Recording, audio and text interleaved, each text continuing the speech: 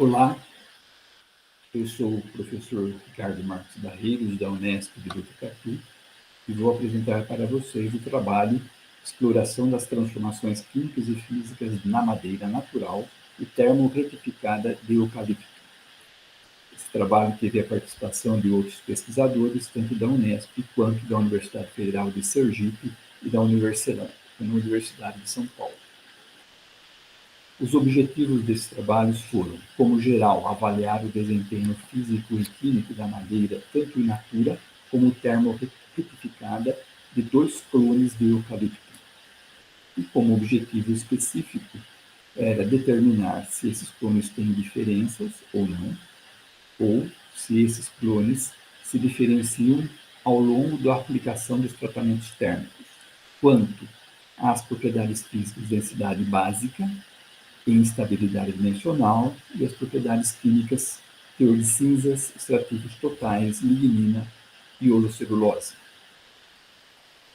O material desse trabalho, então, foram 2 clones híbridos, chamados de H e L, de eucaliptos urograndes, com idade de 8 anos e meio, plantados no espaçamento 3 por 2 metros, na região de Buri, São Paulo, Brasil. Em termos de metodologia, as toras basais de 6 árvores, elas foram desdobradas em pranchas, e estas pranchas foram desdobradas em tábuas, em planas e em desengrossadeiras. Essas tábuas elas ficaram, então, com 70 centímetros de comprimento, 1 polegada de espessura e a largura variada, dependendo do diâmetro das árvores. As tábuas de madeira, então, foram submetidas a tratamento térmico dentro de estufa convencional, laboratorial, em temperaturas de 140, 160, 180, 200 e 220 graus Celsius, com exceção da amostra controle, que é a madeira in natura, sem o tratamento térmico. O tratamento térmico em si foi segundo Calônigo e outros, 2014, onde, a partir da temperatura ambiente, todas as peças de madeira sofreram um aquecimento até 100 graus e permaneceram por 14 horas nessa temperatura. A partir disso, individualmente em cada tratamento, houve uma elevação da temperatura na taxa de 1,34 graus por minuto até cada um dos tratamentos pretendidos, ou seja, 140, 160, 180, 200 e 220 graus. A partir daí, ficaram por 2 horas e meia nessa temperatura. Depois, a estufa foi desligada e a temperatura esfriou até a temperatura ambiente, que ficou de um dia para o outro.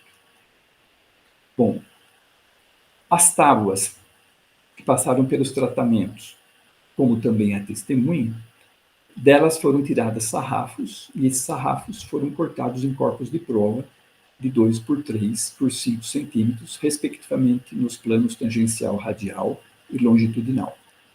Metade desses sarrafos tirados serviram para análises físicas e a outra metade para as análises químicas. As análises físicas, densidade e instabilidade dimensional, seguiram a norma NBR 7190, de 97, e as propriedades químicas, cinzas, extrativos e lignina, seguiram as normas da TAP.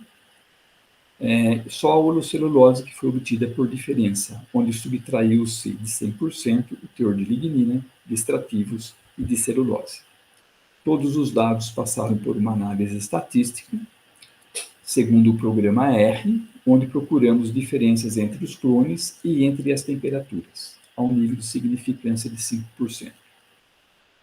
Como resultados, obtivemos o seguinte: em termos de cor da madeira, vemos que os clones L e H, antes e após a aplicação dos tratamentos térmicos, observaram-se alterações significativas na coloração em resposta às diferentes temperaturas aplicadas. Com relação à densidade básica, tivemos problemas. O aparecimento de rachaduras durante a secagem da madeira prejudicou a obtenção de corpos de prova sem defeitos, tornando as medições da densidade básica ao longo da temperatura mais complexas e gerando um comportamento sem um padrão estatístico conhecido, aceitável. E o mesmo ocorreu para a instabilidade dimensional. Vejam, comportamentos antagônicos entre os clones e nada significativo.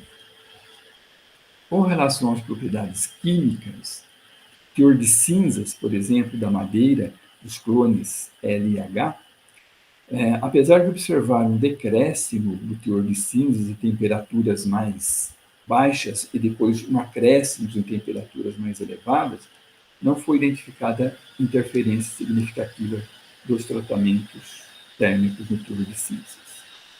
Em termos de extrativos totais da madeira, houve um decréscimo em temperaturas mais baixas e um aumento em temperaturas mais elevadas. E esse fenômeno pode ser atribuído à degradação de parte dos constituintes da madeira, especialmente os extrativos voláteis, já em temperaturas mais baixas. Já com relação a temperaturas mais elevadas, a degradação tornou-se mais significativa, devido à degradação da holocelulose, principalmente a hemicelulose. E apesar das diferenças nas temperaturas, o comportamento entre clones não apresentou divergências significativas. Com relação à holocelulose, observou-se uma redução, de uma maneira geral, em seu teor, à medida que a temperatura aumentou, e um comportamento semelhante para ambos os clones.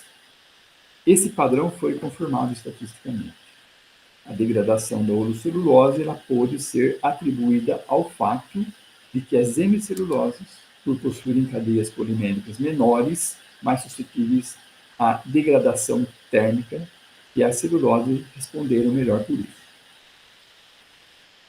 Com relação à lignina, observou-se uma diferença significativa no seu teor médio em relação aos tratamentos, e especificamente no tratamento a 140 graus, o seu teor diminuiu, e depois aumentou continuamente para ambos os clones. Esse aumento percebido pode ser atribuído à diminuição da holocelulose, especificamente também das hemiceluloses, que estão inseridas na holocelulose, facilitaram a sua degradação e aumentaram o teor de lignina. O que pudemos concluir desse trabalho? Que os tratamentos mais indicados para a termorretificação em ambos os clones foram aqueles até 180 graus, baseando-se numa coloração pouco modificada em relação à madeira natural e no provável menor consumo energético em comparação com os tratamentos de temperaturas mais elevadas. Não foi possível obter resultados conclusivos para as propriedades físicas, devido aos colapsos e rachaduras nas peças de madeira durante a secagem. E a termorretificação em temperaturas mais elevadas, 200 e 220, degradou grande parte dos constituintes químicos da madeira em ambos os clones, e esse resultado levanta preocupações sobre a possível diminuição da resistência mecânica da madeira se utilizada para fins estruturais. E, por fim, destaca-se a importância de considerar não apenas as mudanças estéticas, mas também os impactos nas propriedades físicas e químicas ao se aplicar tratamentos térmicos à madeira. O equilíbrio entre a obtenção da cor e a manutenção das propriedades essenciais é crucial ao entregar a termorretificação como uma técnica de transformação da madeira. Muito obrigado pela atenção. E aqui está o meu contato para posteriores dúvidas.